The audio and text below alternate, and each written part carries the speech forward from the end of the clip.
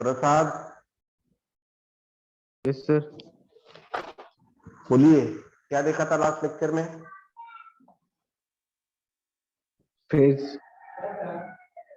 Phase, phase के बाद sir वो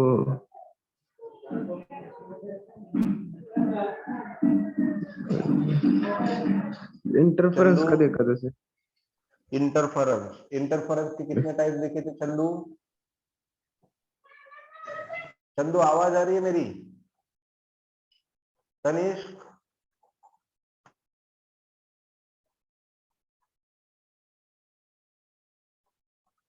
आज बहुत लेट कर रहे ज्वाइन।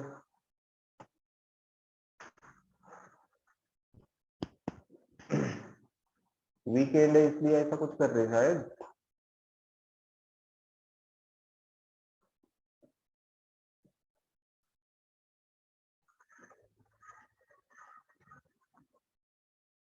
चंदू मेरी आवाज आ रही है?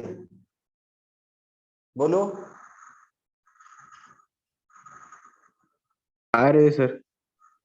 आ रही है। तनिष्क, आपको मेरी आवाज आ रही है?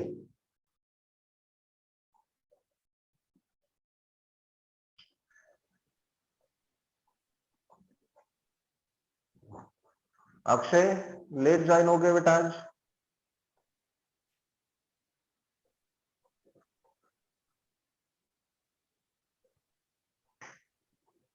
आला हुई तपन गई भारी, चलना तो। चलो रिवाइज करो थोड़ा।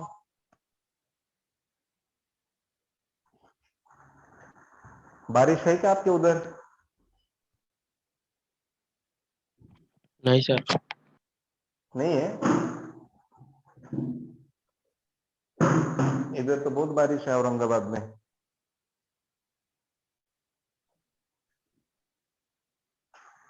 चलो कितने लोग ज्वाइन हो गए? अक्षय, आवाज पहुंच रही है मेरी? आवाज आवाज। राहुल,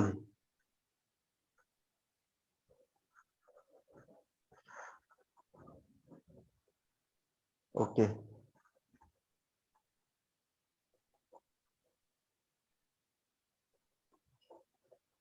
चलो बाकी लोग जब ज्वाइन हो गए तो हो गए। Now we will start, and in our previous lecture we have seen interference and its types, and as we know that basically there are two types of interference. One of them is we have seen yesterday's lecture, and second one is name of the interference is what is the name of second interference? What is the second type of interference? Say something. Which type of interference now we are going to discuss? Destructive interference. Yes, destructive interference. Destructive interference. And as we know that in previous lecture I told you destructive means to destroy something. To destroy something. And as we know that when destruction takes place, then something is to be collapsed. Means initially starting से जो ज्यादा था वो धीरे धीरे क्या होगा, कम होगा। ठीक है, तो डिस्ट्रक्टिव का यहाँ पे मीनिंग देखा जाए तो डिस्ट्रक्टिव का मतलब टू रिड्यूस और टू मिनिमाइज। माइक बंद करो बेटा, माइक की आवाज आ रही है। तो डिस्ट्रक्टिव इंटरफेरेंस मतलब सुनिए क्या होगा। तो डिस्ट्रक्टिव इंटरफेरेंस मतलब जैसे कि हम दो वेव कंसिडर करेंगे, when if this two waves are considered, one is y1, ये ऐसे स्टार्ट हो रही है y1 का, ये यहां पे होगा एम्पलीट्यूड a1, ये होगा क्रेस्ट, ये होगा ट्रफ। 0 पाई एंड 2 पाई। अब ये y1 y2 के साथ इंटरफेयर कर रही है, y2 के साथ इंटरफेयर कर रही है लाइक दिस।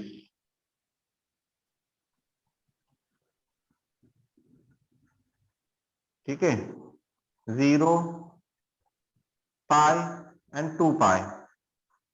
ये एम्पलीट्यूड कंसिडर करेंगे A2 माइनस A2 कहेंगे ज्यादातर। ये ट्रफ, ये क्रेस्ट, इसे कहेंगे y2। अब देखिए अगर सेम में सेम मिलेगा तो ऐड इंक्रीज होके मिलेगा ना, यस नो? सेम में सेम ऐड होगा तो इंक्रीज होके मिलेगा। Yes, sir. My point? जैसे कि कंस्ट्रक्टिव इंटरफेरेंस में हो रहा था, क्रेस्ट के नीचे क्रेस्ट आ रहा था, लेकिन यहाँ पे क्रेस्ट के नीचे ट्रफ आ रहा है, ट्रफ के नीचे क्रेस्ट आ रहा है, मतलब सेम में सेम ऐड हो रहा है या सेम में कुछ अलग ऐड हो रहा है? सेम में सेम ऐड होगा तो कंस्ट्रक्शन बनेगा, एंड डिफरेंट ऐड होगा तो डिस्ट्रक्शन बनेगा। Are you getting my point? तो इन दोनों का y1 एंड y2 का जो कुछ रिजल्ट मिलेगा वो रिजल्ट कुछ ऐसा होगा। एक थर्ड वेव मिलेगी जिस वेव को हम कहेंगे y, जिस वेव को हम कहेंगे y, एंड y में जो भी रिजल्टेंट वेव मिलेगी वो कुछ इस तरह से मिलेगी, जिसका एम्पलीट्यूड होगा कैपिटल R, एंड जिस वेव को हम कहेंगे y। तो डिस्ट्रक्टिव इंटरफेरेंस में याद रखिए y is equals to y1 minus y2 होता है फर्स्ट। सेकेंड, डिस्ट्रक्टिव इंटरफेरेंस में क्रेस्ट ट्रफ के साथ कोइंसाइड होता है, crest with trough and trough with crest. दूसरी चीज,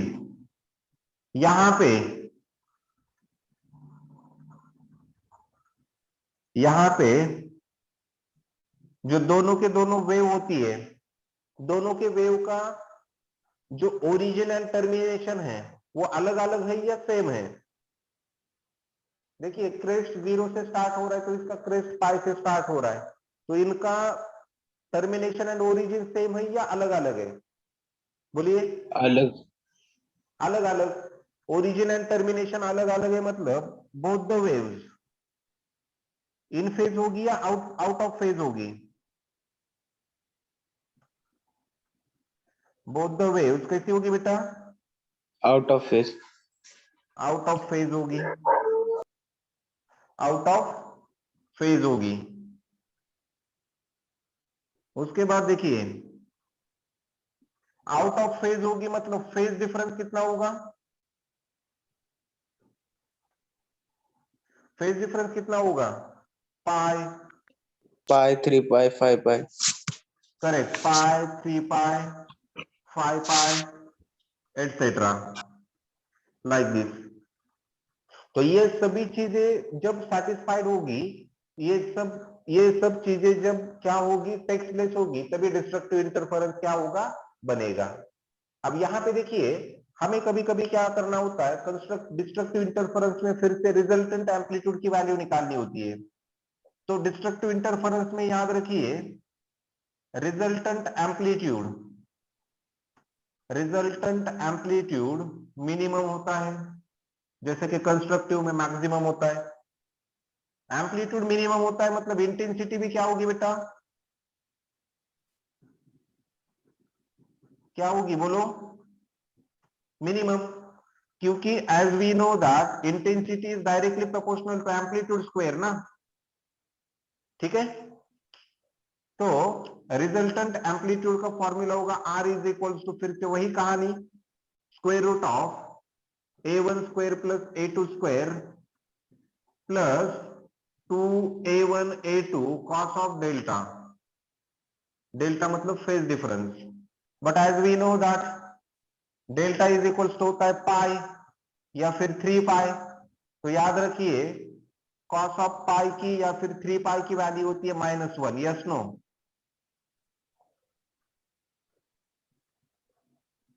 आ रहा है समझ में? Yes, समझ में आ sir. रहा है बेटा? cos पाई की वैल्यू होती है -1, cos 3 पाई की भी वैल्यू होती है -1, cos 5 पाई की भी वैल्यू होती है -1। तो r is equals to equation क्या होगा? देखिए r is equals to square root of a1 square plus a2 square plus 2a1 a2 cos delta की जगह -1। तो ये माइनस प्लस क्या हो गया? माइनस। तो a1 square plus a2 square minus 2a1 a2। तो r इज इक्वल्स टू इसे हम लिखेंगे square root of a1 minus a2 whole square के फॉर्म में। चलेगा? Yes, sir. तो ये स्क्वायर स्क्वायर रूट कैंसिल हुआ। तो r is equals to finally एक इक्वेशन हमें मिला a1 minus a2। a1 minus क्या बेटा? a2। तो ये कैपिटल R मतलब रिजल्टेंट एम्पलीट्यूड। और रिजल्टेंट एम्पलीट्यूड एडिशन होके मिल रहा है या सब्ट्रैक्शन होके मिल रहा है? Subtraction. एंड सब्ट्रैक्शन होके मिल रहा है मतलब उसकी वैल्यू मिनिमम या मैक्सिमम? Minimum. मिनिमम। इसीलिए कहा जाता है डिस्ट्रक्टिव इंटरफेरेंस में resultant amplitude is always minimum because both the waves and origin and termination of both the waves are different। मतलब क्रेस्ट 0 से स्टार्ट हो रहा है तो दूसरी का क्रेस्ट 5 से स्टार्ट हो रहा है, लाइक दैट। अगर मैंने कहा if a1 is equals to a2 is equals to a, अगर दोनों भी एम्पलीट्यूड सेम हो गए तो r इज इक्वल्स टू क्या होगा बेटा? a minus a। Yes no? तो r इज इक्वल्स टू कितना? r इज इक्वल्स टू कितना बेटा? 0। 0। उसके बाद अब रिजल्टेंट इंटेंसिटी भी निकालनी होती है कभी कभी। जैसे कि अगर मैंने कहा IR is the resultant intensity, तो डायरेक्टली फॉर्मूला बताओ या फिर से कल के जैसा बताना पड़ेगा आपको? बोलिए। डायरेक्टली फॉर्मूला ऐसा ही होगा, सिर्फ प्लस की जगह minus. IR is equals to I1 plus I2 minus, बोलिए क्या था यहां पे? -2 under root I1 into I2। Yes no? ऐसा ही था ना? बोलिए। अरे यार ऐसा ही फॉर्मूला था रिजल्टेंट इंटेंसिटी का कल के कंस्ट्रक्टिव इंटरफेरेंस में, सिर्फ यहाँ पे प्लस था। हाँ, yes, sir. हाँ, अगर मैंने ऐसा कहा बट और इफ दोनों इंटेंसिटी सेम है, I1 is equal to I2 is equal to I, तो IR इज इक्वल टू देखिए क्या होगा? I1 means I, I2 means I minus 2 I into I square, square root में I स्क्वायर मतलब बाहर आएगा तो I, तो 2I माइनस 2I कितना? बोलिए। 0. 0। तो हमेशा याद रखिए ना, intensity is directly proportional to amplitude square. मतलब जहां एम्पलीट्यूड ही 0 होगा वहां इंटेंसिटी भी कितनी होगी? 0. समझ में आ रहा है बेटा कुछ?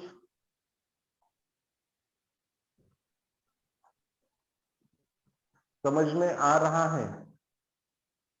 Yes, sir. समझ यस में आ रहा है? सर। हाँ बोलो। Yes sir. किसी को कुछ डाउट है क्या?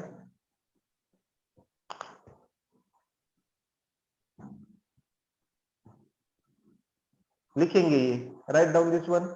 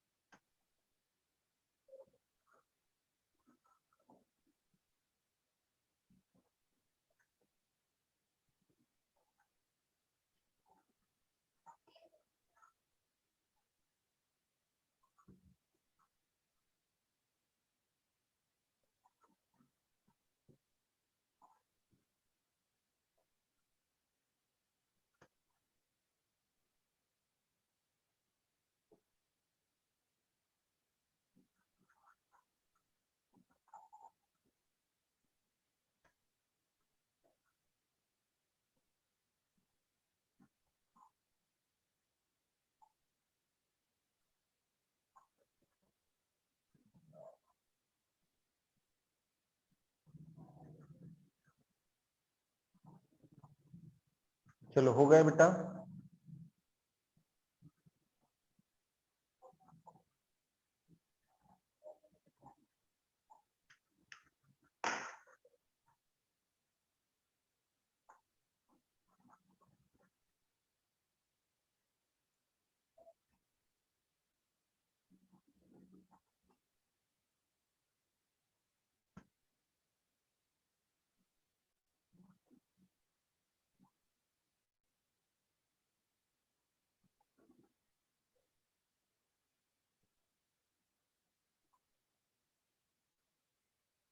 हो गया, यस नो?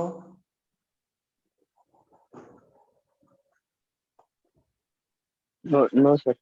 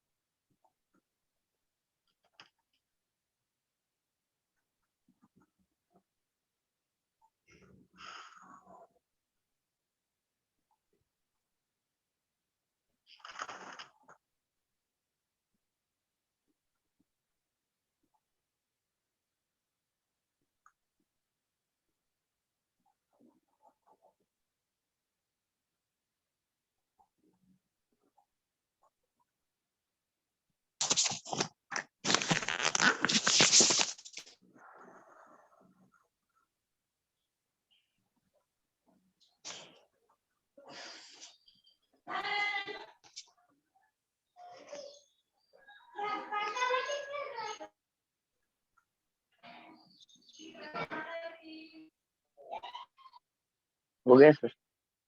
हो गया ना?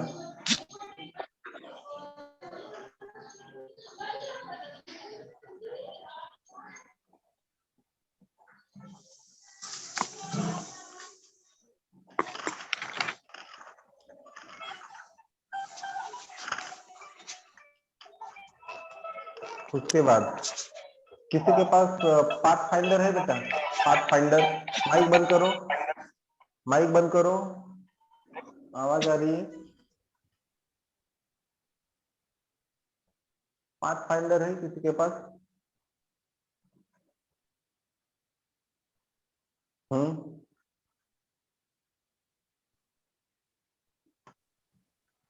यस यस सर है ना? तो वो वेव सेक्शन में आगे देख क्या है, तो एक बार देखेगा।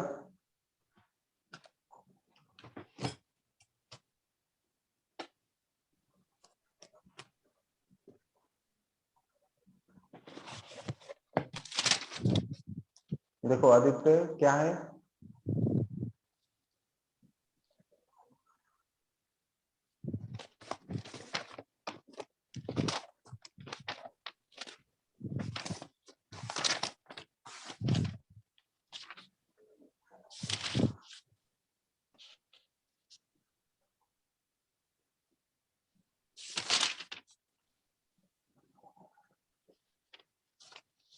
बोलो।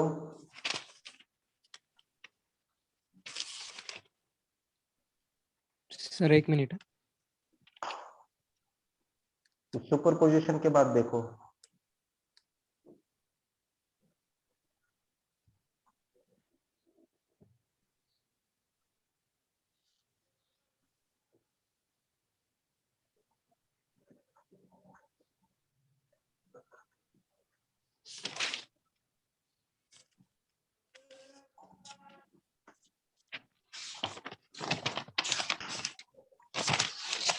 सर साउंड है। साउंड और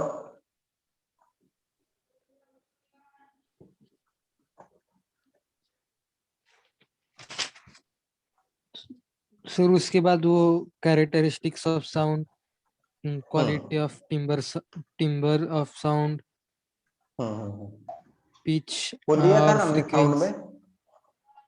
साउंड में लिया था, सभी सुनिए। साउंड में लिया था हाँ हमने। सर, सोनार भी। हाँ, सोनार भी बताया था मैंने आपको। आगे बढ़ो, हाँ आगे। इको। ई को भी बताया था मैंने। एक बार जस्ट रिवाइज करो उसे, ठीक है? हाँ आगे Yes. Yes, sir. आगे Beats. बीट्स बताए थे मैंने आपको। Hmm. बीट के ओके ठीक है, बीट्स के बारे में बताया था, यस नो?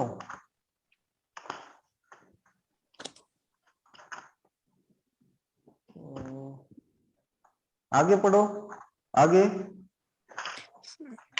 बीट्स के बाद डोपलर्स इफेक्ट इन साउंड। उसके बाद डॉपलर इफेक्ट बताया था मैंने। हो sir. हाँ सर, हाँ त्यानंतर स्पेशल केस है। Con स्पेशल स्पेशल केस वो डोपलर्स इफेक्ट हा इफेक्ट त्या में। पाहिलेलेत ना आपण, केसेस पाहिलेलेत ना। हाँ सर, हाँ उसके हाँ हाँ conditions of Doppler's effect. उसके बाद conditions of Doppler's effect. हाँ हाँ वही, मतलब कंडीशन दोनों मोशन में होनी चाहिए वगैरह, ठीक है। हाँ Yes. ये last topic था. हाँ सर, तो फिर हो गया प्रैक्टिस एक्सरसाइज है उसके बाद। ओके ओके ठीक है ठीक है, चलेगा चलेगा Sir, बेटा। बोला beats ले लो sir एक बार. हाँ सर, क्या करो? एक बार Beats, बीट्स beats. बता देना ठीक है ठीक है शॉर्ट में। ठीक है, ले लूंगा, लेकिन उससे पहले हमें कुछ थोड़ा और डिस्कस करना है। बीट्स के लिए बीट्स का थोड़ा बैकग्राउंड, चलेगा sir. ठीक है। यस तो सर। हेडिंग दोगे आप, equation for simple harmonic progressive wave. Equation for simple harmonic progressive wave. Equation for simple harmonic progressive wave. Progress मतलब क्या, आगे जाना या पीछे पीछे आना? बोलो। आगे जाना. आगे जाना। Yes yes yes yes yes yes.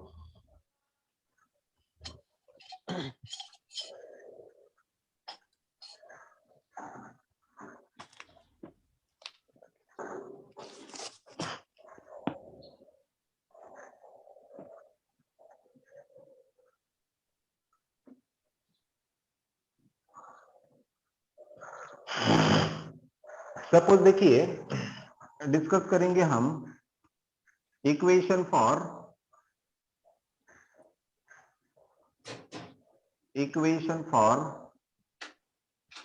Simple harmonic progressive wave.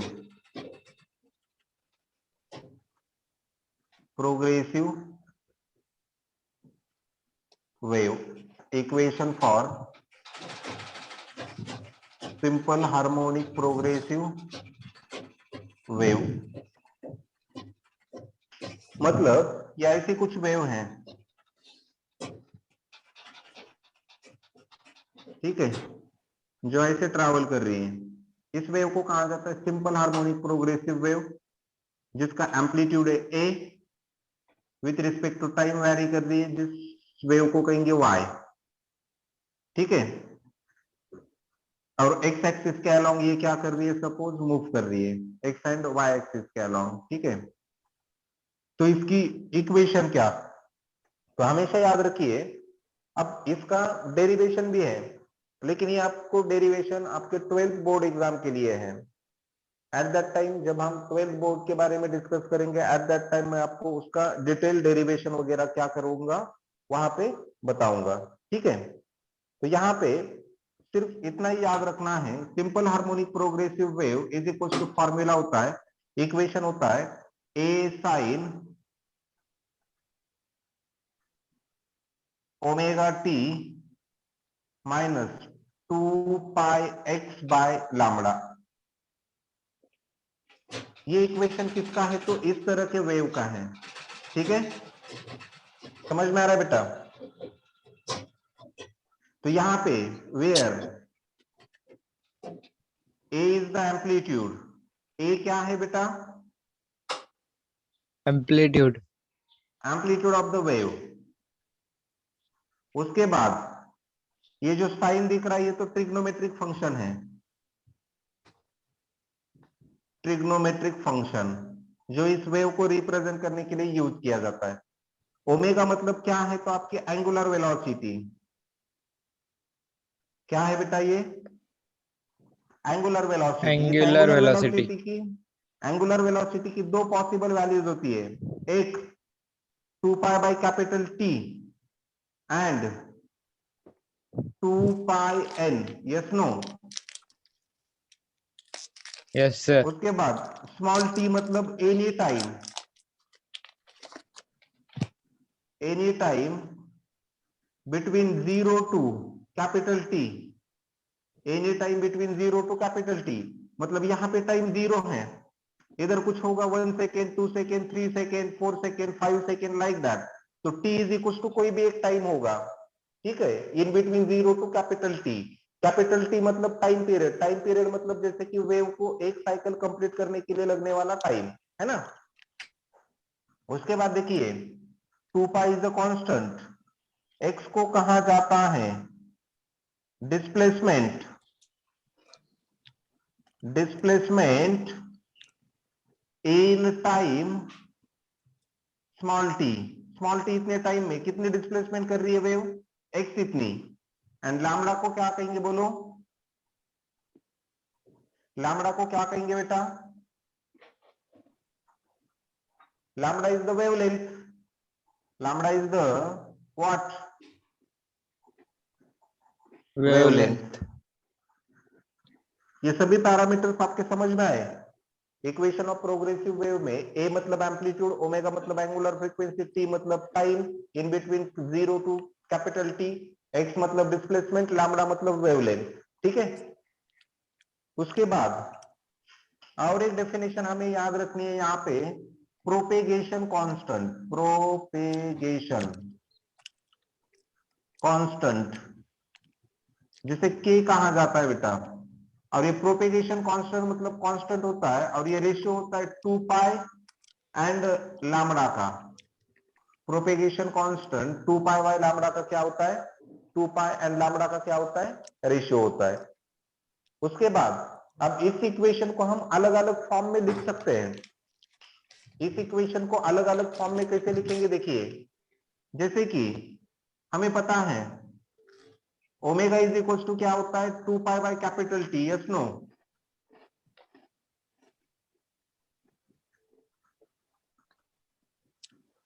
या फिर but as we know that k is equal to 2 pi by lambda, तो यहां पे इस 2 पाई बाय लैम्बडा की जगह क्या पुट करेंगे हम, बोलो क्या पुट करेंगे, k। तो y is equal to equation होगा a sine omega t minus k x. ऐसा भी इक्वेशन याद रखो, इस पे भी सवाल होते हैं। y is equal to a sine omega t minus क्या बेटा, के एक्स। उसके बाद कभी कभी अगर मैंने ऐसा कहा, but again as we know that omega is equal to 2 pi by capital T, तो इस ओमेगा की जगह 2 pi by capital T put करो तो y is equal to equation मिलेगा a sine 2 pi by capital T into small t. Omega को replace किया 2 pi by capital T से, माइनस बाकी as it is minus 2 pi x divided by lambda. अब मुझे बोलिए यहां से बाहर क्या निकलेगा, 2 पाई क्या बाहर निकलेगा, तो y is equal to a sine 2 pi in bracket small t by capital T minus x by lambda. x by क्या बेटा, लैम्बडा। तो यहां पे मुझे बोलिए ये t बाय कैपिटल T है, तो मैं ऐसे लिख सकता हूं इसे 1 by capital T into small t, yes no. इसे मैं ऐसे लिख सकता हूं, देखिए a sine 2 pi in bracket 1 by capital T into small t minus x by lambda. तो 1/कैपिटल T का मतलब टाइम पीरियड का रेसिप्रोकल मतलब क्या होता है, बोलो? फ्रीक्वेंसी।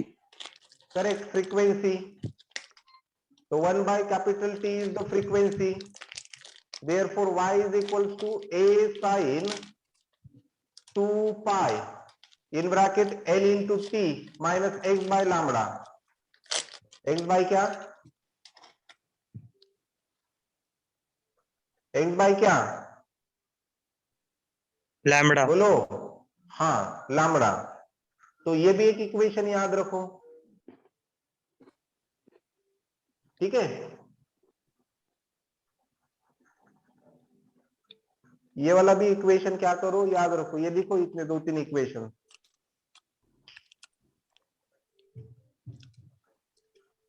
Write down.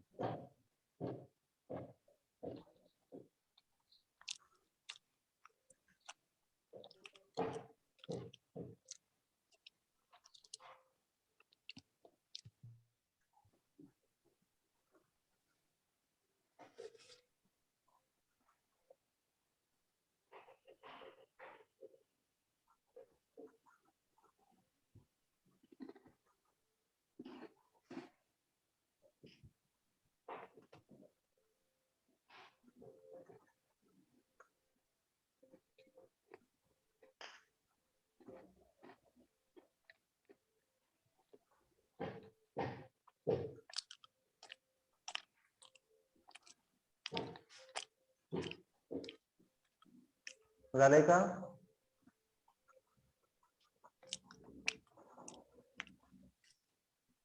नाही सर.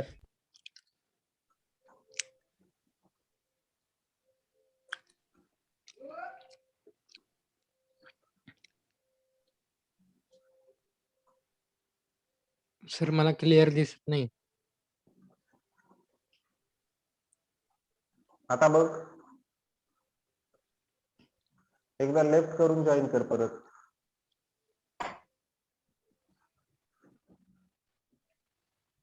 असं ब्लर दिसत आहे. सगळ्यांनाच तसा प्रॉब्लेम आहे का? हो सर. नाही सर, मला नाही. नाही आता सर, बघा. क्लिअर आहे. नाही सर, क्लिअर दिसतंय. आता काही तुझा प्रॉब्लेम असेल आदित्य. रितेश,